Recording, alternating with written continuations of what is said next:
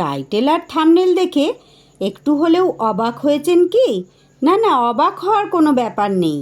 একঘেয়ে মাছের ঝোল বা ঝাল না খেয়ে চলুন আজ মাছের স্বাদ বদলানো যাক। নমস্কার বন্ধুরা, রূপা সিম্পল অ্যান্ড ডেলি লাইফে আপনাদের সবাইকে অনেক অনেক স্বাগত। আজ আমি একদম ভিন্ন স্বাদের কাতলা মাছের এক রেসিপি নিয়ে চলে এসেছি। দুধ কাতলা। কাতলা মাছের তো অনেক রকমের রেসিপি আপনারা খেয়েছেন, আজ কিন্তু একদম ভিন্ন স্বাদের একটা কাতলা মাছের রেসিপি নিয়ে এসেছি। অত্যন্ত লোভনীয় এই রেসিপি। গরম ভাতের পাতে যদি পরিবেশন করে দেন তো দুপুরের খাওয়াটা কিন্তু জমে যাবে। তাহলে চলুন শুরু করা যাক আজকের রেসিপি। যদি ভালো লাগে ভিডিওর শেষে কিন্তু একটা লাইক আর একটা ছোট্ট কমেন্ট করে আমাকে জানিয়ে যাবেন যে কেমন লাগলো। আশা করছি অন্য দিনের মতো কিন্তু আজও আপনাদের ভীষণ ভালো লাগবে আজকের রেসিপি। এখানে আমি 5 পিস কাতলা মাছ নিয়ে নিয়েছি। এটা আমার 400 গ্রাম মাছ আছে, 5 পিস করে কাটা।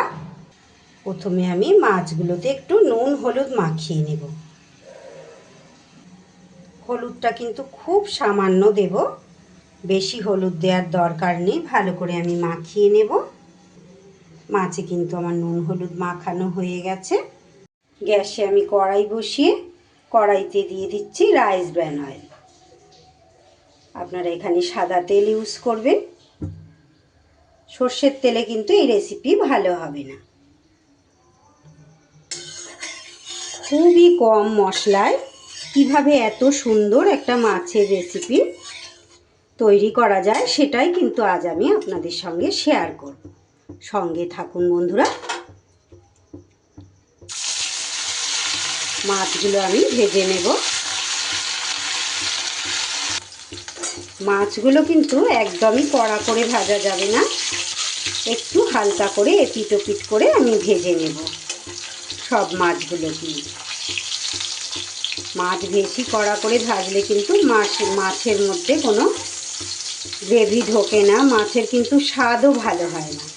তাই এক্ষেত্রেও কিন্তু মাছ একদমই বেশি ভাজা যাবে না, হালকা করে মাছগুলোকে ভেজে নিতে হবে।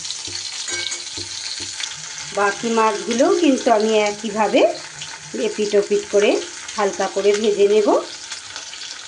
মাছ ভাজা হতে হতে আমি একটা মশলা তৈরি করে নেব। মশলা তৈরির জন্য মিক্সির বাটিতে আমি নিয়ে নিয়েছি 8টা কাজু, আর ওরই মধ্যে দিয়ে দেব ঝালের জন্য 2টো কাঁচা লঙ্কা, আর দেব আমি খুব সামান্য হাফ কাপের মতো দুধ। এই রেসিপিতে যেহেতু একদমই জল ব্যবহার করব না, তাই হাফ কাপ দুধ দিয়ে দিয়েছি। এবার এর একটা মিহি পেস্ট তৈরি করে নেব। মশলাটা আমি কিন্তু পেস্ট করে নিয়েছি।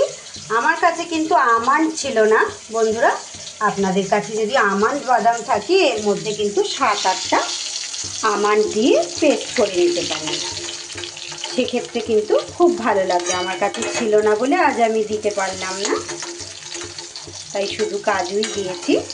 মাছগুলোও কিন্তু আমার ভাজা হয়ে গেছে। এইবার আমি মাছ ভাজার তেলে কিছু ফোড়ন অ্যাড করব। দিয়ে দিলাম একটা তেজপাতা, 2টো শুকনো লঙ্কা, দিয়ে দিচ্ছি একটা বড় এলাচ, আর দিয়ে দেব 3টে লবঙ্গ, 3টে ছোট এলাচ ফাটানো, আর দিচ্ছি একটু দারচিনি।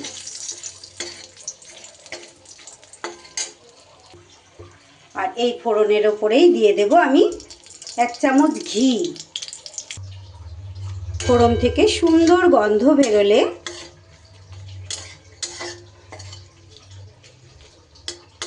এবার এর ওপর দিয়ে দেব আমি 1 চা চামচ আদা বাটা। 30 সেকেন্ডের মতো আদা বাটাটা আমার নাড়া হয়ে গেলে এর মধ্যে দিয়ে দিচ্ছি 1 চা চামচ ধনে গুঁড়ো, 1 চা চামচ জিরে গুঁড়ো।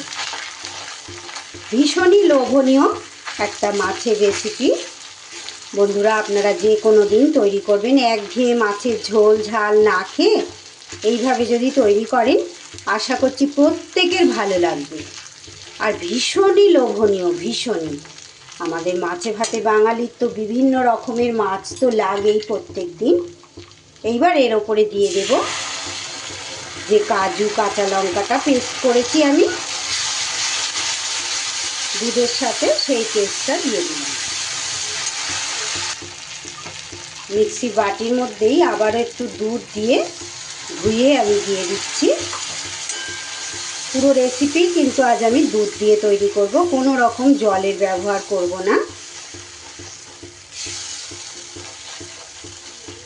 একবার এইভাবে তৈরি করে খেয়ে দেখবেন বন্ধুরা, তারপরে আমাকে কমেন্ট করে জানাবেন যে কেমন লেগেছে আমার আজকের রেসিপি।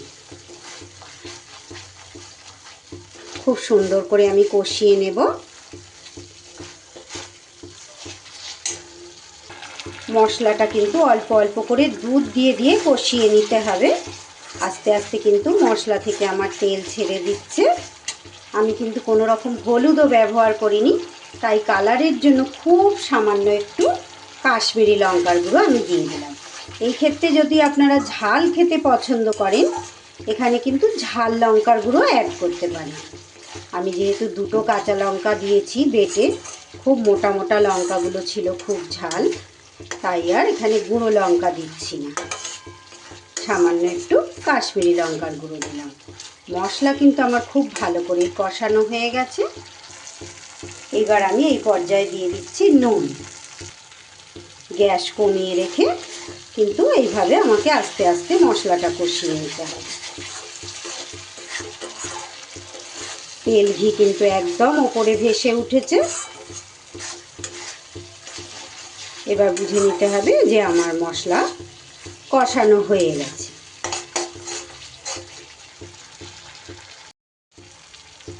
এইবার কিন্তু এখানে আমি আগে থেকে জাল করে রাখা একদম রুম টেম্পারেচারের দুধ আমি এখানে দিয়ে দেব। এখানে আমার 400 ml মতো দুধ আছে।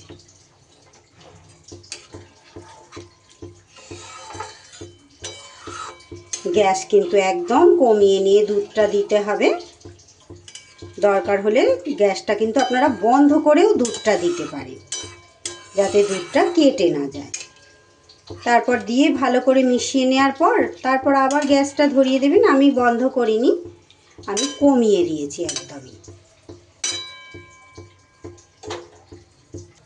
এইবার গ্রেভি ফোটা অবধি অপেক্ষা করব। এতক্ষণ পর্যন্ত যেসব বন্ধুরা ধৈর্য ধরে আমার ভিডিও দেখছেন, তাদের সবাইকে অনেক অনেক ধন্যবাদ, অনেক শুভকামনা, অনেক ভালোবাসা। এত ধৈর্য ধরে আমার রেসিপি দেখার জন্য প্রত্যেক দিন যেসব বন্ধুরা আমার রেসিপি দেখেন, তাদেরকে সবাইকে অনেক অনেক ধন্যবাদ, অনেক ভালোবাসা। যে সকল বন্ধুরা আজ প্রথম এসেছেন আমার চ্যানেলে আমার রেসিপি দেখতে, তাদেরকে আমার চ্যানেলে অনেক অনেক স্বাগত। যদি আমার রেসিপি ভালো লাগে প্লিজ বন্ধুরা আমার চ্যানেলটা সাবস্ক্রাইব করে আমার পাশে থাকুন।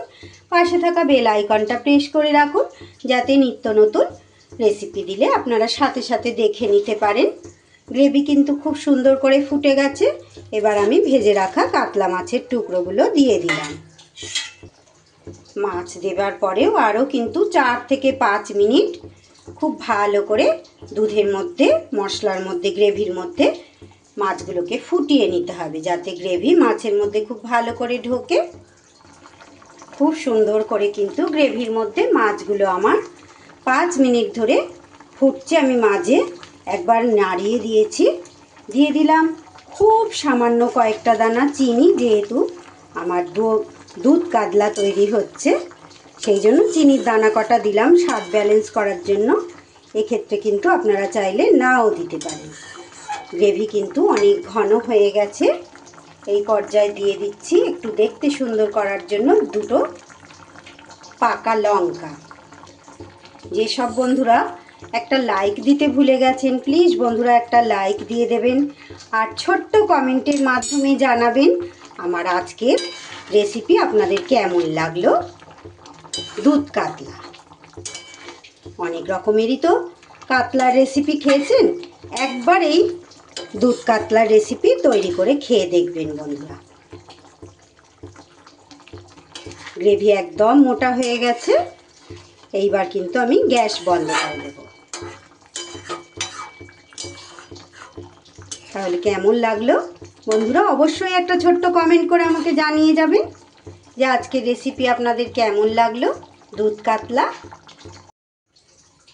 সব শেষে কিন্তু আমি দিয়ে দিয়েছি সামান্য একটু গুঁড়ো গরম মশলা। এইবার আমি 5 মিনিটের জন্য ঢাকা দিয়ে রেস্টে রেখে দেব। গরম গরম ভাতের সাথে পরিবেশন করে দিন। ফ্রাইড রাইস পোলাওয়ের সাথেও কিন্তু মন্দ লাগবে না। মাছে ভাতে বাঙালির সেরা মাছের রেসিপি। তাহলে আজকের রেসিপি আমি এখানেই শেষ করছি বন্ধুরা। আবারও ফিরে আসছি এমনই কোনো লোভনীয় রেসিপির সাথে। ততক্ষণ আপনারা সবাই খুব ভালো থাকবেন, সুস্থ থাকবেন। আজ তাহলে আসি।